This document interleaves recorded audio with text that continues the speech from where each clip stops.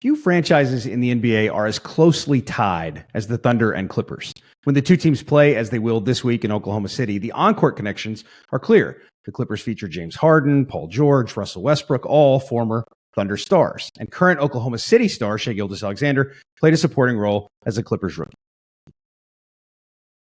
More importantly, of course, PG and SGA were traded for one another. And it's the strands of that deal that form the connective web between these franchises. The Thunder owns the Clippers' first-round draft pick in June and LA's first-rounder in 2026, and the right to swap first-round picks with the Clippers in 2025 and 2027. So for all the fond feelings Thunder fans might have for the trio of ex-Oklahoma Cityans in Los Angeles, there's reason to root for a Clippers collapse. And though the Clippers have warm memories of SGA, there's no incentive to help his Thunder roster get any better moving forward. There's nobody better to talk to about all of this than Andrew Greif. He covers the Clippers for the Los Angeles Times, and he's one of the very best beat writers in the NBA. Not only is he locking down coverage of the current Clippers, but he was on the beat in the early days of SGA. Today, we're looking back at Shai's origin story in the NBA and ahead to where the Clippers and those Thunder picks are headed. I'm Brett Dawson, and this is Heard Thundering.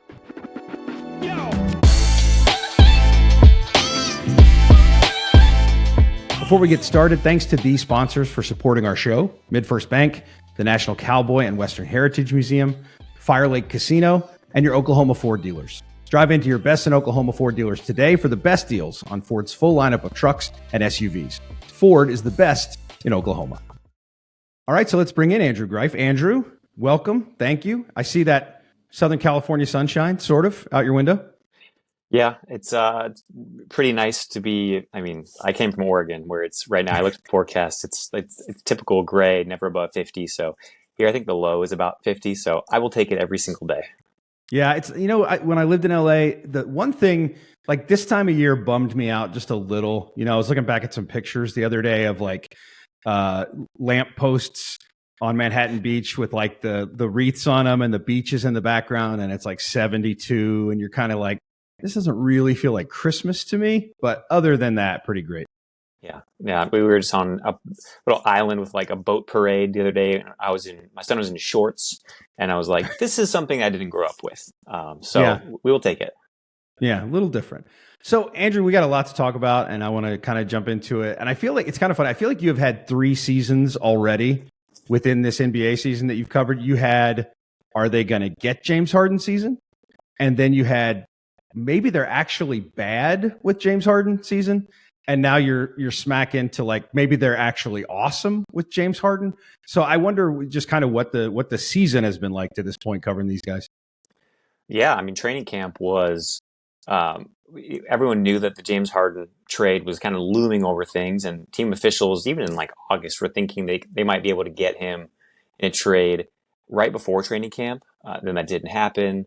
So, but even then, training camp, the vibes were great. I mean, the team was really, everything was, in front of the cameras, but also behind the scenes. Everyone was saying, this is a really good group. Like, we're really focused. And then the trade happens about 3 games into the season. And really, that starts the second season when they were going through their mishmash of who works with whom, what rotations work. That took about 2 weeks. When they changed the starting lineup on November 17th, Russell Westbrook to the bench, Terrence Mann to the starting unit. And then PJ Tucker was effectively benched soon thereafter. They basically found their rotations. And I know there's an 8-game winning streak, but it really goes back to a couple games before that when they blew out Sacramento on the road. And they said, this is the blueprint. This is how we can do it. And that for me is sort of the beginning of what we're seeing right now. And yeah, I mean, like, I know a lot of people were skeptical, even in-house, about, the Harden acquisition, what it could look like early on. But he has been, especially last night when he hits 8 3-pointers, he does a snow angel celebration on the sideline. That's pretty much the ideal of what they were hoping for. Very festive. It's really, very seasonal. I liked it a lot. I think around here, what's sort of interesting, because people have followed the Clippers, we're going to talk about this, obviously, are loaded with former Thunder. That's kind of like what they have high in their rotation. And it's interesting that the trades for some of these guys and the dynamics of them changing teams, certainly for Harden, somewhat for Russ, after leaving here, they were much more kind of dramatic trade processes, all of them for Harden. The Westbrook thing in LA, people here watched very closely because people here follow Russ very closely. And it was interesting because it was not a great exit from Los Angeles from the Lakers. It was not a great tenure there. And there was some, you probably remember well, my back is probably hurt because I'm not used to being benched and having to come off the bench and sitting so much.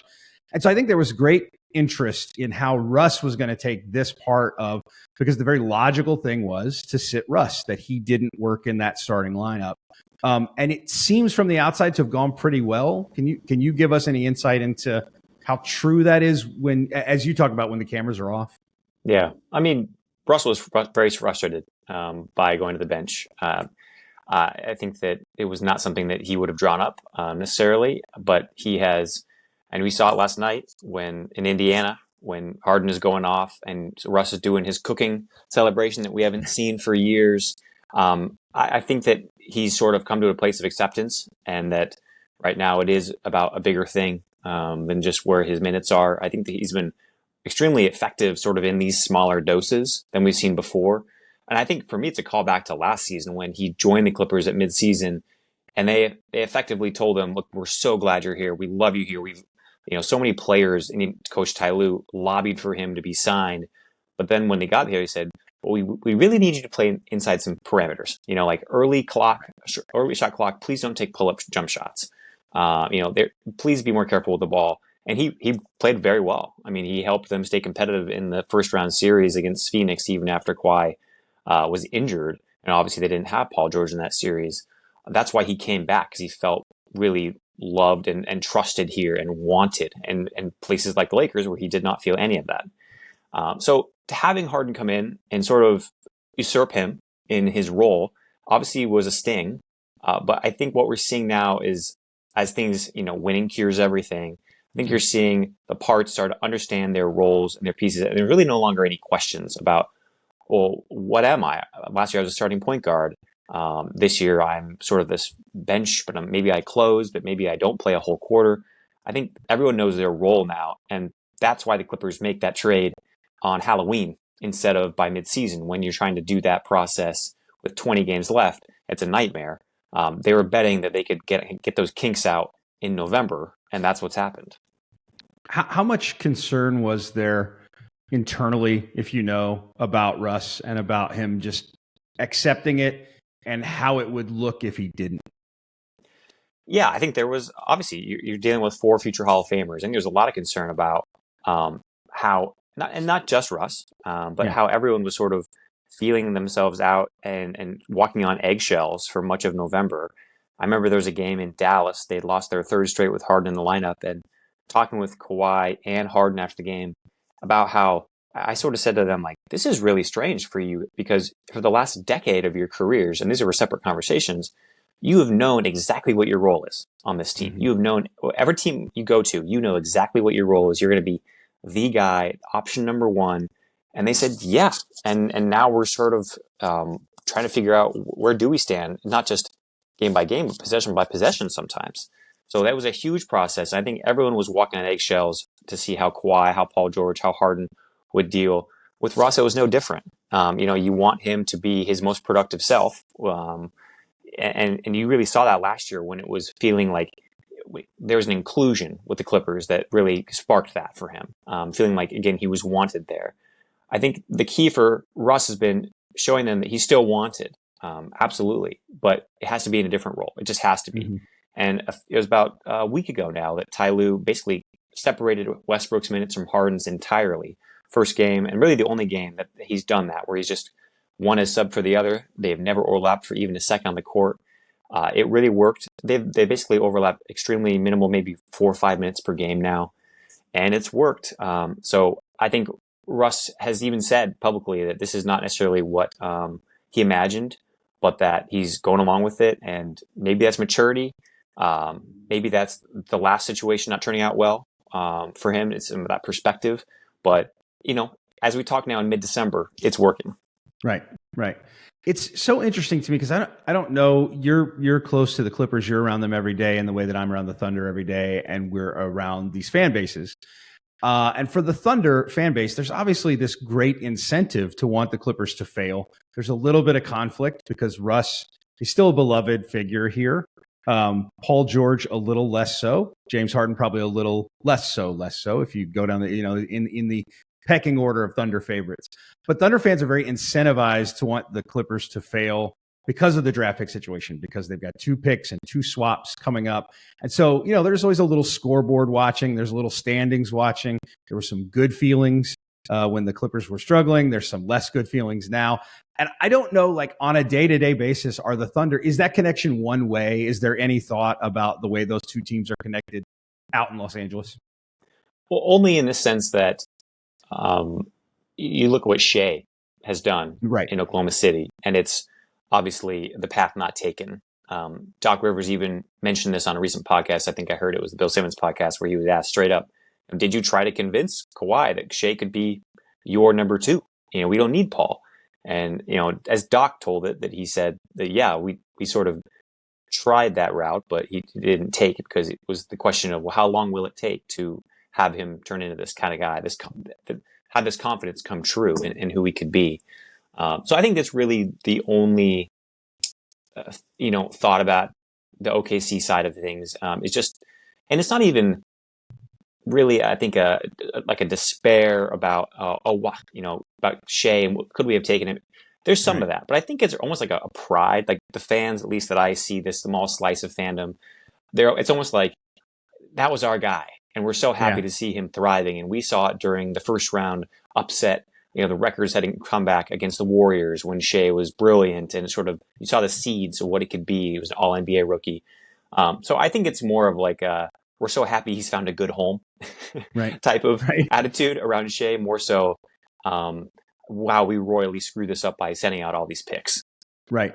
I want to get to the Shai connection and the Shai season and all that stuff, because I know you were there for those play for just kind of watching him mature some that first year. And I want to get to that. But while we're on the subject of this connection, the one thing that's very true of the Clippers relative to Oklahoma City is because they owe so much out to the Thunder. And for many other reasons, like 1, you just want to be good, and 2, you're building an arena and there's a lot of stuff happening. The Clippers are very incentivized to be good. There is never an incentive now for the Clippers to struggle. And so I do think, like, from that, I think that's the way the Thunder sort of matters to them, right? Only in the sense that, like, your future is out the door, so you have to focus on winning now. Yeah, Ballmer does not want to be, especially opening. I think this was even true before he was marketing and opening a $2 billion arena that he's funding himself. But he really does not want to be in a position of rebuilding and turning off fans in a market where you really need to be the hot ticket to sort of have a real following. I really think that they are so, they want to shake that perennial loser reputation from years before, from decades before, so badly that I don't think Ballmer has any interest in being a team that sort of scrapes by. And the small slices that we've seen those very quick rebuilds, like 2018, again, Shai's rookie year, when they trade away Chris Paul, DeAndre Jordan's not there, Blake Griffin is just gone, and it's a very quick bottom. And it's not even a real like rock bottom. They get the 8th seed in the playoffs. The year before, they barely missed the playoffs, but they're still 41-41, and then they get Kawhi. So I think that's about as far as the appetite goes to be middle of the road to bad team in the NBA. To bottoming out is not something that someone as competitive as Steve Ballmer is, as fanatical as he is. That's not a part of his appetite at all. Is it, you talk about kind of wanting to shake that reputation. These are very different markets. The Thunder is, in Oklahoma City, they know what they are. They know that free agency is not a route for them. Like they have to do what they did in building this team, which is hit in the draft and hit in the trade market. And so, that's what they're able to do. They're able to have assets that people want. And Paul George gets them Shai Gilgeous-Alexander. The Clippers don't have to do that sort of thing. They don't have to do that kind of calculation, because it does seem like a place that even if Paul George and Kawhi Leonard in the long term aren't there, it seems like the kind of place where they can go get someone else. And yet, the one thing I do wonder about, I lived there for a year, and for people who don't know about this, like, Kawhi, when he was signed, went to a Dodgers game and got booed. his first home game, he was loudly booed because it was a home game against the Lakers, and the Lakers had if not a majority of the fans, really close to it. And so how do they do that? I think maybe distancing themselves in terms of the building helps. But what do the Clippers do to become more than sort of the afterthought there, the Lakers? Well, I mean, it all hinges on winning, right? I mean, that's why the Lakers were this popular for years. They won, and for for multiple generations, they won championships. You know, in the '70s, the '80s, the 2000s. I mean, they won. So that's why they have become the brand that they are. And it's not just the showtime, not just the way they play, but you have to back it up with substance. There's so many teams in LA that win championships. I mean, you saw LAFC was just in the MLS Cup last weekend. I mean, there's so many examples of that where, yeah, even the Rams, you know, it's like they win the Super Bowl, and then within a couple of years, it's like, well, why aren't you back there? There's kind of this appetite for you must be excellent, because we do have these resources in LA. We do have this draw for players and for the top coaches and executives, right? With the Clippers, it's really interesting. I think that what they're trying to do is winning underpins it all, right? Because they have had one of the most, you know, if you look back since the CP3 era began, Lob City began, they've had, I believe, if not the top record in the league, one of the top three in terms of win-loss. But they're really trying to seed, I think, with fans who are very young, who don't know maybe the difference between Lakers and Clippers, or whose households are not beholden already to the purple and gold. They're trying to do things to create long-lasting fandom from, you know, elementary school. You know, they've given away thousands of backpacks one year, like when Kawhi's first summer. They went to elementary schools and basically gave away backpacks with their logo on it. They have more than 100 parks around the county and the city where there are Clippers logos on the backboards, because the organization has helped basically refurbish the parks and put up new rims and new backboards and made it nice. And they want you to remember, this is because of the Clippers. So there are sort of initiatives like that I think they're trying to play the long game into making it seem like they have a kind of a deep embedded presence. They're not just interlopers from San Diego anymore, who kind of play at the sports arena, this weird arena near USC. They have this brand new building. So they're trying to sort of wed the off-court initiatives with their on-court. But again, if they don't win, it really doesn't matter. And that's the biggest thing that you see online between Lakers and Clippers fans to this day, is sort of the pictures of the rafters at Crypto.com Arena. They don't have any Clippers banners, I should say. That's what the argument always comes back to between fans. And so until they do that, it's still going to be uphill climb. Yeah. I was always curious about the idea of changing the name. I really did think it was a good idea at one time, you know, and maybe now they've established enough that they don't need to do that. But I love the idea of just saying, let's reboot, you know, call them the Hollywood Knights, or, you know, something along those lines, to get away from the Clippers. There's a famous story of, I think it was Antonio McDyess gets handed his Clippers hat on draft night, gets traded, and hands it back to somebody and says, you can have this, you know, like, I don't need this anymore. And so I do think some of that has faded since the CP3 era of just like being competitive, even if they haven't won a championship. So maybe they don't need to do that anymore. But I love the idea. Like, I love the concept that maybe a name change, a reboot was the thing for the Clippers. Yeah, I think that, you know, rebranding is something that I think gets kicked around a lot within the organization. I don't know how serious they've been about it, especially going to 2024, sort of making it that clean break or not. But you've seen them try to rebrand in past years, and it hasn't gone well. I think 2014, 2015, they changed uniforms a lot and were kind of roundly jeered for kind of the way it looked. At this point, there maybe is so much brand equity behind, you know, the PG Kawhi, whatnot Clippers that you stop short of that. But yeah, I think I've heard that idea so much. Why don't we just separate ourselves from our past and create something new? We have this opportunity in 2024. I don't think it's going to come to that, but I've seen so many different variations and, like, you know, fan ideas and like the Photoshops, and some of them are sloppy and some of them look great, but it sort of makes you want. I'm also a guy who on EA Sports College Football love to create my own team, so maybe that just appeals to me. But yeah, absolutely. Yeah, Greif State, that kind of thing. Yeah. The other thing before we get last thing I want to get into is Shai, but before we get into that, I do think when we talk about parallels and these two franchises, I think theoretically they'll be the next two franchises to open arenas. And it's a fascinating contrast, right? Because the Clippers will open an arena that the owner has paid for, and the Thunder will open an arena that will be largely funded by the public. $50 million will come from the Thunder of what will probably be a project in excess of $1 billion.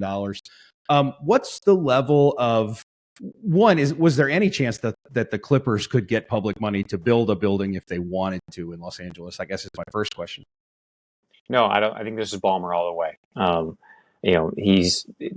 I think goes back to about 2016. The idea to get this thing going and looking for land. It's taken a long time. It wasn't until really 2020 when they finally settled litigation with Madison Square Garden Company that owned the Forum in Inglewood, and was upset for many reasons because they were going to be competing for different venues and dates. The Forum is now a music venue, a terrific music venue. That kind of cleared the way for this to be built, and it's been amazing the progress in basically 3 years. Excuse the siren behind me right now, but it's pretty amazing how they're making a basketball only facility. This is not something that's going to be multi-purpose. It's going to hold concerts, of course, but they're building this so that the seats, go up 50 rows straight up into basically a wall that Ballmer likes to talk a lot about. This is Ballmer's vision, and that's why he's put basically all of his money behind it. Yeah, and so what I think is also sort of interesting about that is we talked about, Kawhi, people boo him at a Dodger game because he didn't go to the Lakers. He gets booed in his place, in his home arena, technically. His home arena the first time he plays. And it's hard for the Clippers to build a lot of buzz because I don't know where they rank in the city in terms of sports, but it's certainly well below the Lakers and certainly well below the Dodgers. But I wonder how is there a sense of just like, around here, people are buzzing about the idea of a new arena. Is it happening there? Do you hear that sort of stuff in LA? There is buzz. I don't know how widely felt it is. I do think that ticket sales will be something that it's worth watching because there is going to be a novelty factor. But I really don't know, on 3 months into the season next year, kind of what the building looks like. We don't know what the team will look like. We don't know what the enthusiasm will be. But I think a lot of that will hinge on this playoff run that comes up in April and May and perhaps June. That's going to be key for what fans get in the building. But they have great hopes for this arena. Clippers fandom is a smaller slice. Absolutely. I think that you have to look at, you mentioned Lakers, Dodgers, USC, UCLA still remain huge draws for some of their respective sports.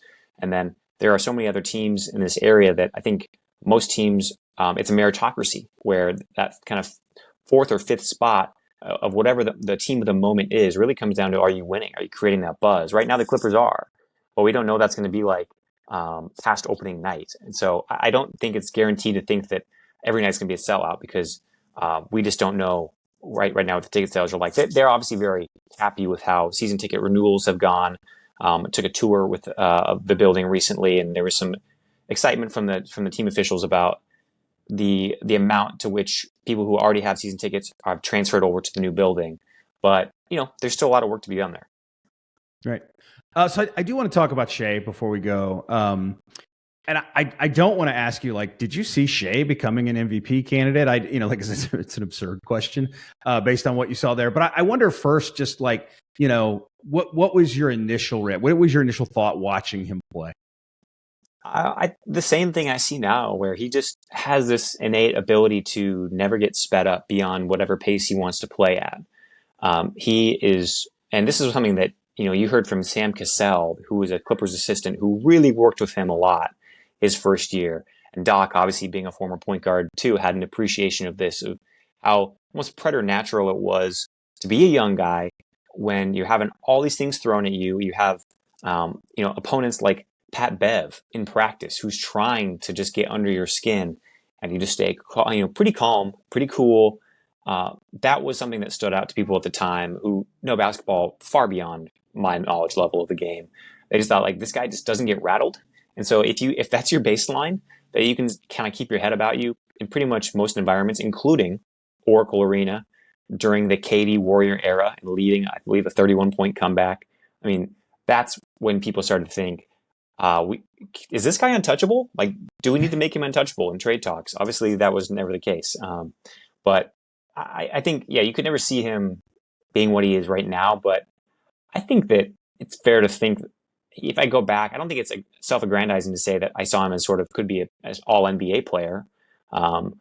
Maybe a first-team all NBA player wasn't what I thought, but I thought that he would be an absolutely a stud point guard. But he's become so much more. He's become a closer, as we've seen recently. He's just the head of the snake. He's amazing. Yeah. You mentioned the Doc interview talking about, trying to sway Kawhi. I talked to John Calipari before the season started, and he knows Doc well. And he said, I can assure you that when all that was going on, Doc didn't want to give this guy up. This was the guy he really wanted to hold on to in the trade. And I know you said there's not like a sense of regret. It's more a sense of like happiness, at least from fans, of kind of what they've gotten. But it's wild to me to think he's the best player in the trade now. Like, it's just crazy to think about that, because when Paul left here, he was coming off an MVP kind of season. He the best season of his career. I could not have seen Shai eclipsing Paul George as a player, maybe over the life of their time in the NBA, but certainly not, in the span of 4 years. I remember the summer that they acquired Paul George, the Clippers, and that, literally earthquake night in Vegas. Were you there at the summer league? I was. Yeah. I was at the Zion game. Yeah, I was too, and I was actually getting pizza, and I thought I hadn't eaten like all day, and I was like, wow, I'm having like a lot of trouble.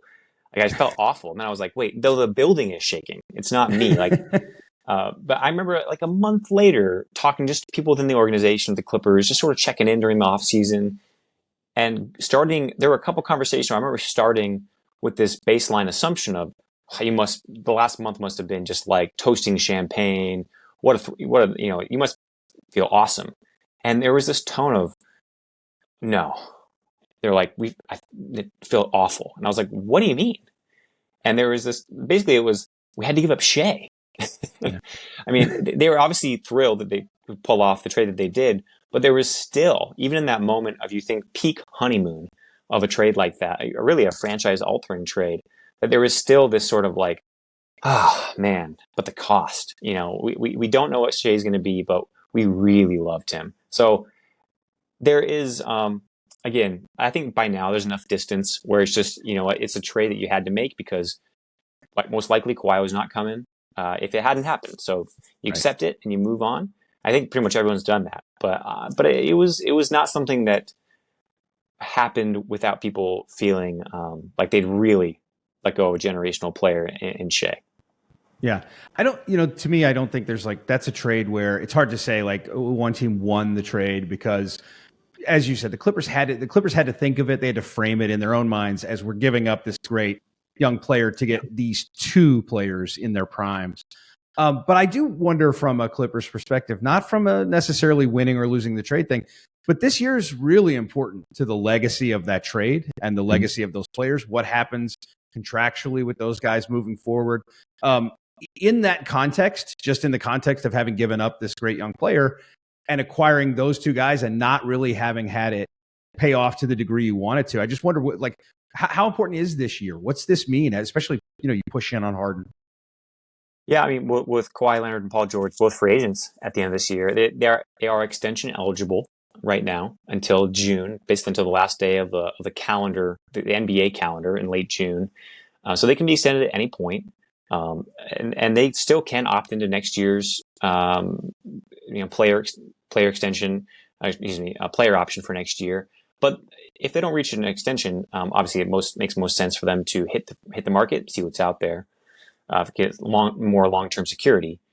But I think that this season really began with almost like a last dance feeling around the Clippers, or at least it could be a last dance, because you just didn't know what the team's willingness to pay Kawhi and Paul was. There's a maximum number, and the feeling all summer was that they were not comfortable getting to that number. It was let's prove it. I think they still do, and even in the summer when talks weren't really leading many places in terms of extensions, that I think there's a feeling that, hey, we still envision a future where we build around you two. Absolutely. Like, you still are the core.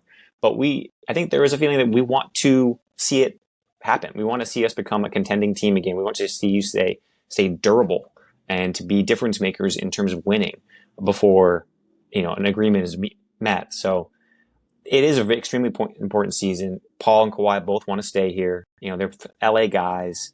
This has been a boon for them, not just for basketball, but for being around family. They love being here. The Clippers still operate where they are the sun and the moon, and they're at the center of everything that they do. And Harden and Russ also included in that. So this is a place where they're totally enmeshed, and everything that happens in the organization is treated well. So there's not a whole lot of incentive for them to test the market. But it is a place where I think winning has to matter this year. And right from the end of last season, when Lawrence Frank said we have to value the regular season more than we did this year, you got that message loud and clear. So I don't know if it deals hinge on certain benchmarks in terms of winning, but they have to put up a good product. And I think it's not just for the players, it's for everyone around the organization. This year means a whole lot, because if you're the people who put this team together and you put this direction on track, it doesn't work out. What does that mean? I don't know. But I think there's a lot of people who entered this year feeling a lot of pressure. Right now, they're feeling very good. Yeah. Yeah. The last thing you want as a franchise, if you give up a guy who becomes what Shai has become, is to also bolster his roster down the road with these picks and swaps. And so, yeah, I think it's an important run for them, not just to be good now, but to secure some stuff for. You don't want to be bad when you move into a new building, and you certainly don't want to be giving away valuable picks to a Western Conference contender in the coming years, right? Right. Yeah. That's the doomsday scenario where not only are you at a disadvantage, but you've built up a superpower because of it. So I think right now the trade, not directly, because obviously the Harden thing is disconnected from it, but they're in a place where they feel very comfortable that has been worth it. They made a conference finals one year that. If not for an ACL, maybe they make the finals. Even with all those kind of caveats and feeling of, hey, we've really done about as well as we could in many of these years, but for injuries, there's still a missing piece, and that's undeniable, and that's getting to the finals. Yeah. Well, Andrew, we're going to see you a couple of times coming up. I'm looking forward to it, seeing you in person. And I hope you get just kind of a fun year. The Clippers are sometimes. It has not been fun all the time lately, so I hope you get just to enjoy this kind of run. Yeah. I don't think every day is going to be snow angels, but it's been. I think this last couple of weeks, it's been actually interesting to see the theoretical pieces coming together, because for so long, like we've said with the Clippers, it has felt like theory. What could they look like? What's the potential? We've never really seen it because of injuries. Everyone's durable now. You're starting to see it, and that's different, and I'll take that. Yeah, that's great. We're going to see it here in Oklahoma City this week. We're going to see it in LA next month. Look forward to it. Andrew, thank you so much for being here. Really appreciate it. Thank you, Brett. No problem. And if you're listening for the first time, you like what you heard, make sure you subscribe. You can do that on YouTube or Apple Podcasts or Spotify, wherever you get your podcast. If you liked it, leave us a nice comment and review. Really appreciate it. We'll be back after the holidays. We'll talk to you then. Have a great one. Yo!